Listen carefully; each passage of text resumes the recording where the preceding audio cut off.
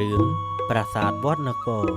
នៅខាងលិចខេត្តកំពង់ចាមតាមដងផ្លូវជាតិលេខ7ដែលមានចម្ងាយពីផ្លូវជាតិប្រមាណ200ម៉ែត្រមានប្រាសាទបុរាណមួយដែលអ្នកស្រុកស្គាល់ឈ្មោះថាប្រាសាទវត្តនគររឿងព្រេងនិទានដែលតាក់ទងនឹងប្រាសាទវត្តនគរនេះមានដូចតទៅមានអ្នកចំការ2នាក់ប្តីប្រពន្ធរស់នៅភូមិទួលស្បូវក្នុងក្រុងកំពង់ចាមសប្តាហ៍ថ្ងៃនាំគ្នាទៅភ្ជួរដំណាំចំការដោយយកទាំងកូនង៉ែតដែលទើបតែកើតបានជាង3ខែទៅជាមួយផងឪពុកម្ដាយបានដាក់កូនឲ្យដេកក្រោមដើមភ្នៅហើយទៅប្រកបការងារយ៉ាងខិតខំពេលនោះមានសត្វបក្សីហើរមកស៊ីផ្លែភ្នៅចុះចាក់ស្រែកខ្ញូខ្ញាជុះអាចដាក់លើកូនតូចនោះប្រឡាក់អស់ឯផ្លែភ្នៅបានធ្លាក់ត្រូវចំក្បាលកូនតូចនោះបណ្ដាលឲ្យដាច់សាច់មួយដុំហូរឈាមសស្រាក់ម្ដាយឪពុកឃើញដូច្នោះក៏យកកូនចុះទៅកំពង់ដើម្បីងូតទឹកលាងខ្លួនឲ្យនៅត្រង់កំពង់ហៅថាជ្រោយថ្មដោយហេតុពុំសូវប្រយ័ត្នក៏របូតកូនពីរដៃទៅភ្លាមនោះមានត្រីធំមួយមកលេបត្របាក់យកកូននោះហើយហែលទៅបាត់ឪពុកម្ដាយយំសោកស្ដាយជាខ្លាំង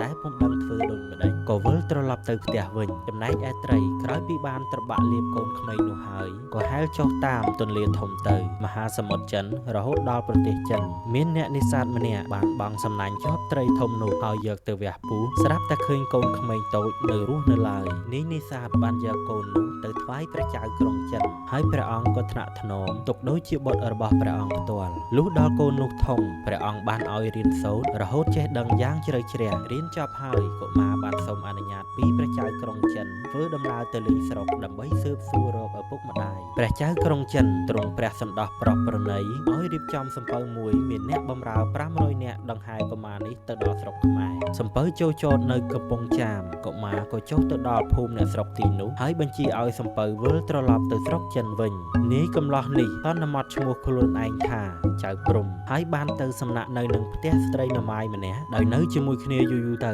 ស្រីមេម៉ាយនិងចៅនោះកើតចិត្តស្រឡាញ់គ្នាក៏ទទួលយកគ្នាជាប្តីប្រពន្ធទៅថ្ងៃមួយបរោះដេកកាយលើផ្លូវប្រពន្ធហើយប្រពន្ធវែកសក់ប្តីលេងតាមចិត្តលំហែស្រាប់តែឃើញក្បាលប្តីមានស្នាមមួយដុំឥតមានដុះសក់ក៏សួរប្តីពីដើមហេតុប្តីបាននិយាយប្រាប់ខ្លួនថាជាមនុស្សអភ័ព្វសឹងរកអ្នកណាប្រដូចគ្មានតមកបរោះព្រំរាយរាប់អំពីដើមហេតុសពគ្រប់ឲ្យប្រពន្ធស្ដាប់គឺរឿងដែលអ្នកនេសាទចិនជាឪពុកម្ដាយចិញ្ចឹមធ្លាប់និទានប្រាប់តាំងពីខ្លួននៅតូចម្ល៉េះកាលបើបានស្ដាប់សេចក្តីនិទាននេះសពគ្រប់ហើយនាងភរិយាក៏អង្គុយជ្រប់មុខលែងចេញស្ដីរួចស្រក់ទឹកភ្នែកបណ្ដាលផងបរោះស្វាមីឃើញដូច្នោះឆ្ងល់ណាស់ខំអង្វរសួរប្រពន្ធថាតើរឿងអ្វីបានជាយំភរិយាឆ្លើយទាំងខ្សឹបខ្សួលប្រាប់ប្តីវិញអំពីរឿងដើមដែលខ្លួនយកកូនទៅមូតហើយរបូតដៃត្រីលៀបបាត់ទៅក្រោយមកស្វាមីក៏កើតជំងឺស្លាប់ទៅទៀតបរោះប្តីបានស្ដាប់រឿងនេះចប់ក៏សន្និដ្ឋានយល់ថាគឺខ្លួនឯងនេះហើយដែលត្រូវជាកូនប៉ុន្តែឥឡូវដោយមិនបានដឹងជាមុនសោះទៅជាខកខ្លួនស្រឡាញ់គ្នាជាប្តីប្រពន្ធដូច្នេះហើយ